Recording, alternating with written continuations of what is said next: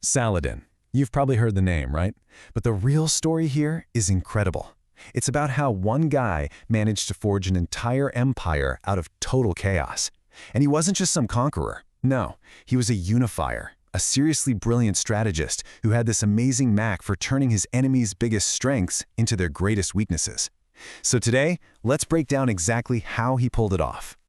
So here's how we're going to trace his path to power. First up, we'll look at the seriously fractured world he was born into. Then we'll get into how he managed to forge a unified empire from all that mess. After that, we're going to dive deep into his most brilliant military victory, the Battle of Hattin.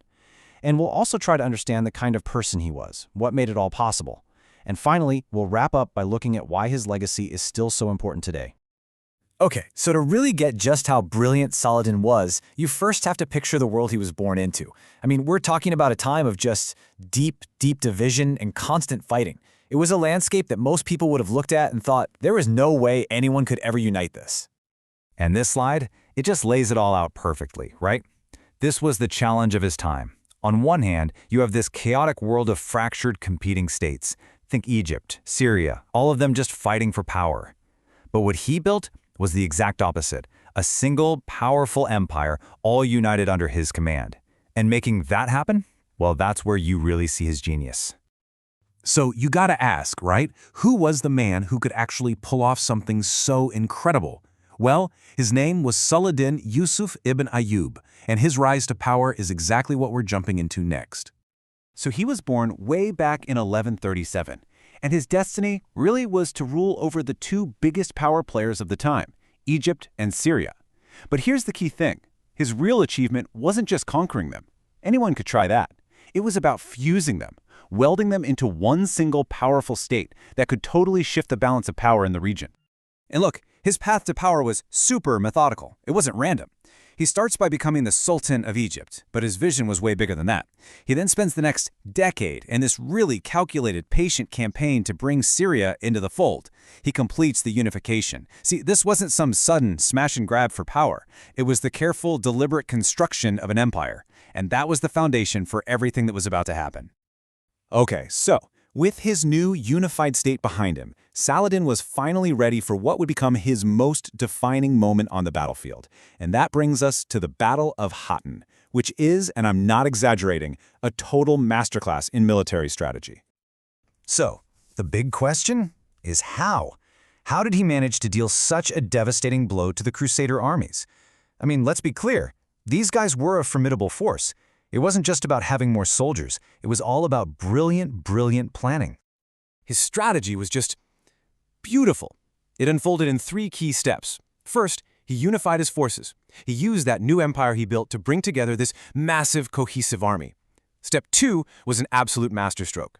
He chose the battlefield. He didn't meet the Crusaders where they were strong. No, he lured them into this dry, barren, totally unforgiving landscape. And then the final move, this was the checkmate. He seized control of the only major water source. He basically defeated his enemy with thirst and exhaustion before the first sword was even swung. And the result? It was exactly what he planned.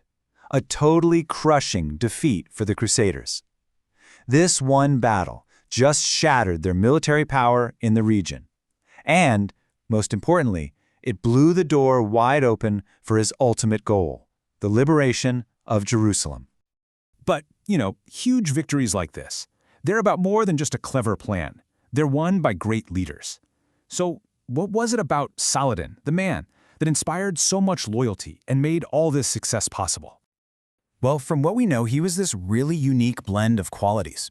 I mean, of course, he was a skilled commander, both in politics and on the battlefield, but it went deeper.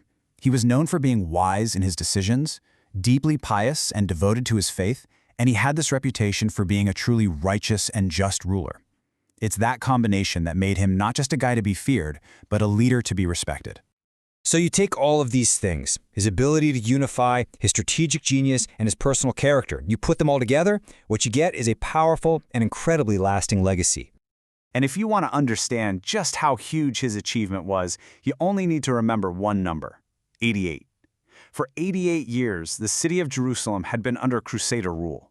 Saladin's victory at Hattin led directly to him ending that occupation, which had lasted for nearly a century. I mean, that was an absolutely massive moment in history. And that's why Saladin is so much more than just a name in a history book. He became, as this source puts it, a symbol of pride and victory.